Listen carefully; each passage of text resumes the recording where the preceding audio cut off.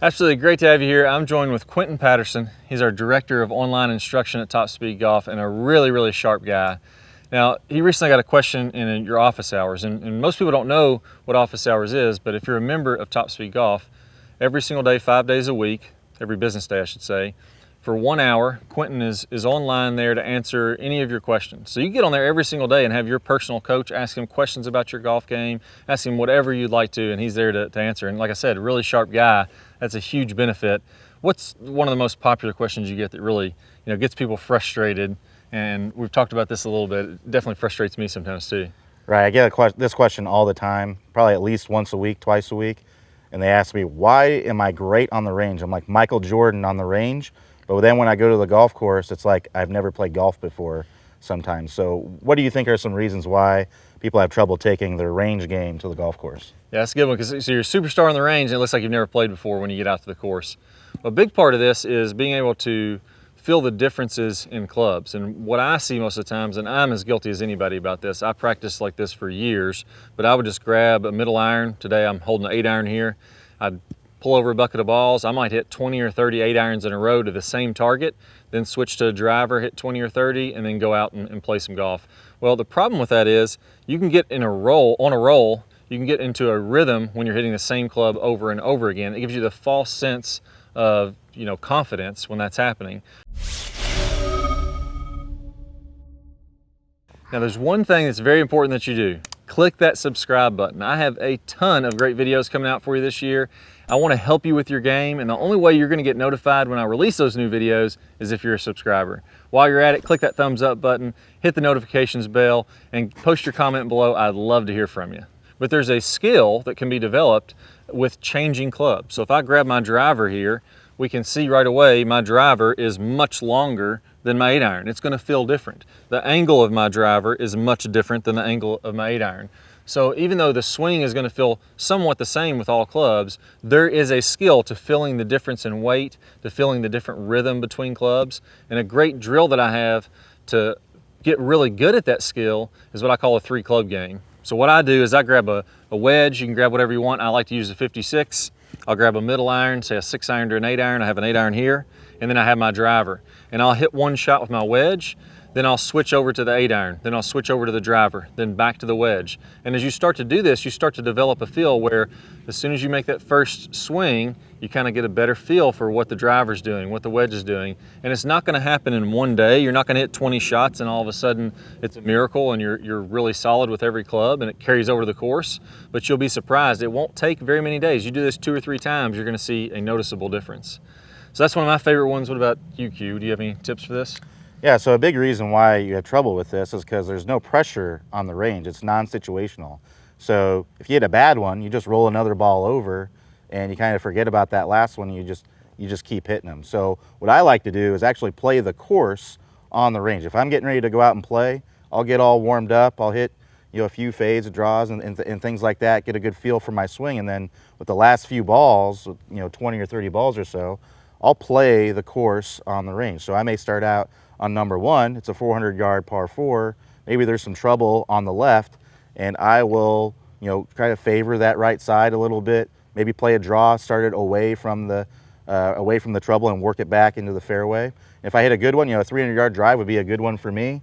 I'd go up there and I'd hit a wedge on the next one. So it's similar to what you're doing, except now you're putting yourself in a situation, you're preparing yourself to go out and play a really good round. The best part about this game, once you get on the green, you make all the putts.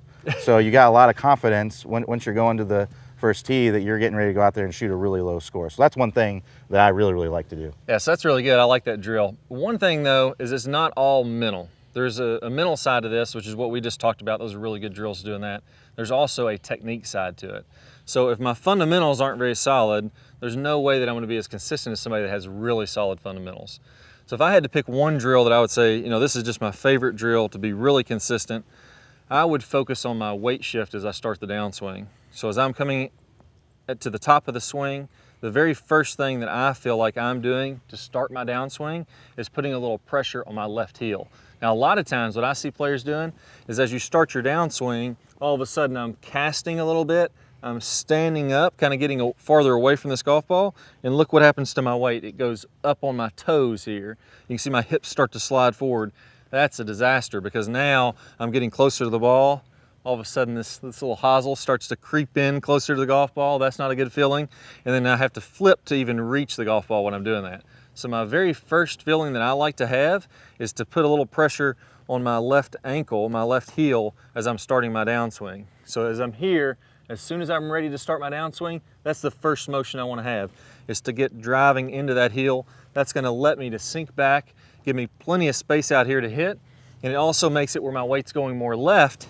It's easier to come down and make ground first or ball. You don't want to make ground first contact. Make ball first contact so you can hit it nice and solid.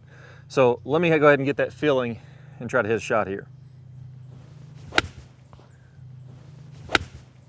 There we go, nice and solid there. Really hit that one clean. Now, there's another piece to this. If I'm coming over the top, let's say I'm doing that cast where my club is all of a sudden slipping out.